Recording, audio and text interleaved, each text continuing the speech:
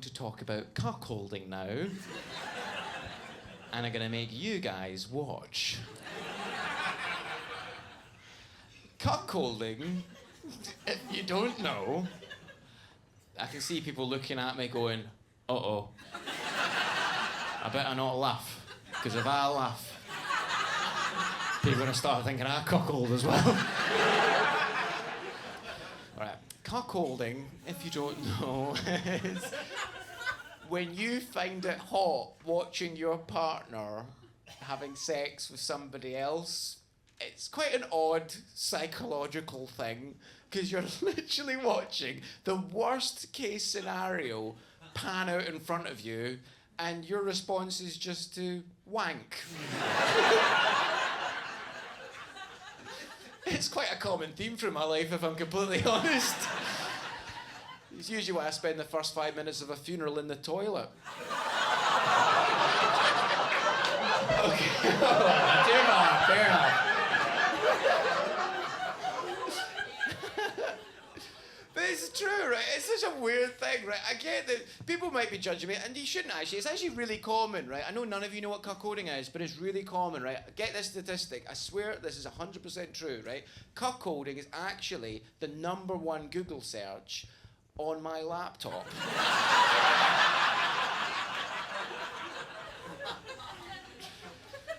But I'm seeing a therapist about it, and yeah, she's blunt. She's like, you know what your problem is?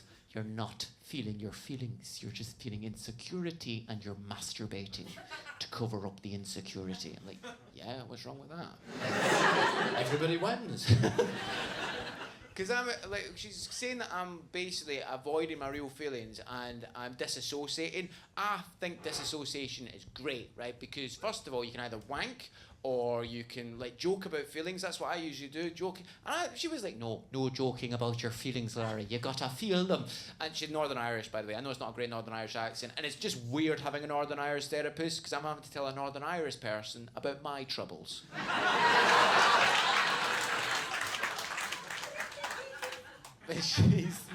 But the thing is, see, when it comes to doing jokes about your feelings, it gets frowned upon, but I think jokes are great because, see, you can actually learn a lot about someone by the jokes they tell, and if you can actually learn from jokes as well. Like, when you look at a joke closely, because me and Paul will write jokes together about personal stuff, and I'm like, hey, I get to have a laugh about it, and so do the audience, and they get to go, oh yeah, I do that as well, actually, yeah.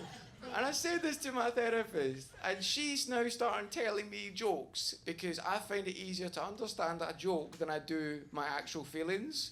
And I'm learning a lot from it. She told me this belter, right? You can always tell your dog loves you more than your partner. Because if you put your dog and your partner in the boot of a car together, leave them overnight, open the boot in the morning, which one of them is happier to see you?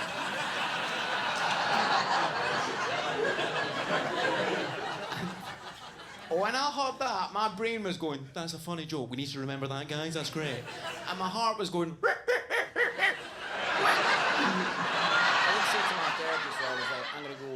I was going to go away on holiday for the breakup. I'm that fanny of a friend, you know, the one that's like, oh, I don't need him anymore. What I need is to pack my bags and go over and rediscover myself on top of a mountain and then come back to Glasgow with no money and all the exact same problems waiting for me when I get home.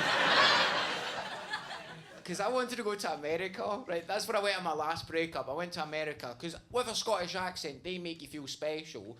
I was in California and I went to do Pilates every day, right, because I wanted to get fit.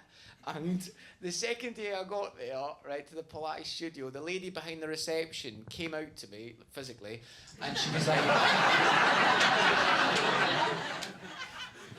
she was like, hey, Larry, thanks for coming in again today. Ooh, 5 minutes early, second day in a row. Good job.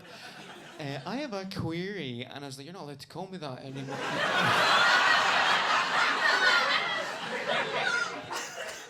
She was like, I have a query. The ladies in the class before you heard that there's a Scottish guy coming in again today, and they've freaked out. Would you mind saying hi to them? They're of an older generation, and they've never met someone from Scotland before. They're actually so excited they've missed the bus the old people's home just to say hi. And my head and my heart are having another argument at this point, because my heart is going, oh my God, old people, I love old people. And my brain is going, fuck. I've got to represent Scotland here. I don't think I'm the Scotland that these people are after. They don't want train spot in Scotland. They want groundskeeper Willie Scotland. So I went, oh yeah, I'd love to meet these ladies, right? And the lady behind the was like, oh my God, that's so exciting. Okay, well, just wait there. I'm gonna go grab my camera, thanks. And she just glided out of the way. And I just saw like 8 old ladies waiting to talk to me. And I went, hello. It's like a sim, like snoo. And when I says hello, right, they all turned into, like, you know in Toy Story, the wee green aliens? Because when I says hello, they all went, oh. Stranger from the outside, tell us about your planet. Oh yeah, by the way, when I said Groundskeeper Willie is my favourite Simpsons character. And Toy Story with the wee green aliens, Toy Story is my favourite Tom Hanks film. I'm just letting you know where all the in-jokes are. When my therapist was like, don't go to America, I was like, fuck, what do I do? She was like, work on yourself. I know I'm making her sound more aggressive than she is, but my therapist gets proper angry with me. Like, she genuinely hit herself in the head because I was not sticking to a topic and not feeling my feelings.